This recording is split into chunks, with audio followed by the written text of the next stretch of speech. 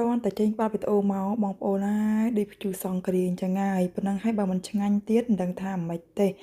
ឡូវនេះខ្ញុំក៏បានដើរបេះត្រប់បងប្អូនជុំវិញផ្ទះខ្ញុំនឹងឯងត្រប់ពុតញងយំហូបជាមួយនឹងផ្អកផនជើងអញ្ចឹងណាបងប្អូនថ្ងៃហ្នឹងផ្អកផនជើងគឺត្រូវទៅជាមួយបន្លែបែបហ្នឹងទេបើថាបន្លែផ្សេងគឺអត់ត្រូវទេឥឡូវខ្ញុំក៏បានធ្វើការលាងផ្អកផងខ្ញុំបងប្អូនលាង3 4ទឹកទៅដើម្បីវាជ្រះល្អអីអញ្ចឹងណាឥឡូវយើងក៏មកកាត់ជាដុំទូចៗដើម្បីឲ្យវាដាក់ចំហុយទៅឲ្យឆាប់ឆ្អិនអីអញ្ចឹងទៅបងប្អូនណាយចាហាន់បែបហ្នឹងទូចតាមហ្នឹងទៅតែបងប្អូនចង់ធ្វើបែបបងប្អូនក៏ធ្វើទៅតែខ្ញុំហាន់បែបនេះអីអញ្ចឹងណារួចហើយក៏ដំខ្ទឹមដាក់ហើយនឹងម្ទេសដាក់ស្ករបន្តិចទៅបងប្អូនណាយចាពីព្រោះអីផ្អករបស់យើងរៀងប្រៃដាក់ស្កររៀងក្រៅបន្តិចទៅបន្ទាប់ពីយើងដាក់ផ្អករបស់យើងចំហុយចោលហើយក៏បានធ្វើការលាងបន្លែផនជើងមុនហ្នឹងណាមានត្រប់ពុតញងត្រប់ស្រួយហើយនឹងស្ពៃក្តោបទៅសក់ផងដែរនិយាយទៅផនជើងគឺត្រូវទៅជាមួយនឹងបន្លែឆៅបែបហ្នឹងឯងបើថាឆ្អិនអីក៏អត់ត្រូវដែរបងប្អូនហើយឥឡូវឲ្យអស់ណាបងប្អូនទំនងអត់បើថានិយាយពីស្វាយទុំវិញគឺអូយគ្រប់វីដេអូហ្មងហើយគឺមានឯសារតែខែនេះសម្បូរស្វាយទុំណាបងប្អូនជាពិសេសគឺមាននៅផ្ទះខ្លួនឯងទៀតនិយាយថាអូយគឺឆ្ងាញ់មែនតើហ្មងហូបបាយហើយគឺហូបស្វាយទុំតែម្ដងហើយចាបងប្អូនអញ្ចឹងមកហូបបាយជាមួយខ្ញុំទាំងអស់គ្នាហើយបងប្អូនហ្នឹងគឺខានហូបយូរហើយបងប្អូនអូវីដេអូប៉ះបងស្រីម្នាក់គាត់ធ្វើហូបទៅនិយាយថាអូយចង់ហូបដែរអីអញ្ចឹងណាជាពិសេសបងប្អូនគឺផ្អកខ្ញុំជួយជិតហូបជាមួយនឹងត្រប់ពុតញងមែនតែម្ដងហើយគឺវាត្រូវធៀបគ្នាអីអញ្ចឹងណា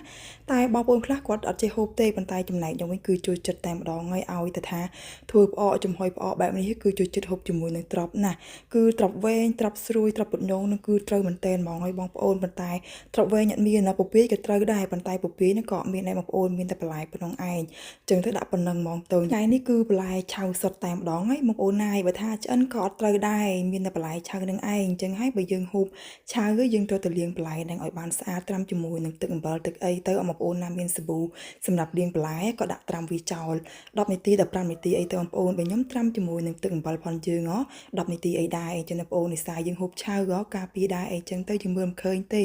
ទោះជាអ្នកភូមិយើងអីដាំអីក៏ដោយក៏មានមន់ទីអីនៅចិត្តហ្នឹងអីចឹងវាមានមេរោគខ្លះដែរអញ្ចឹងយើងចេះការពារខ្លួនយើងទៅហើយថ្ងៃហ្នឹងមានពីរមុខបងប្អូនគឺស្ងោរជ្រក់មួយនិងចំហុយផ្អកមួយនឹងឯងប៉ុន្តែអត់បានថតពីសកម្មភាពស្ងោរជ្រក់ទេគឺថតតែកន្លែងចំហុយផ្អកនឹងឯងបងប្អូនចាគឺតរតែពេលយកមកកាត់តបើថាអត់បានហូបកន្លែង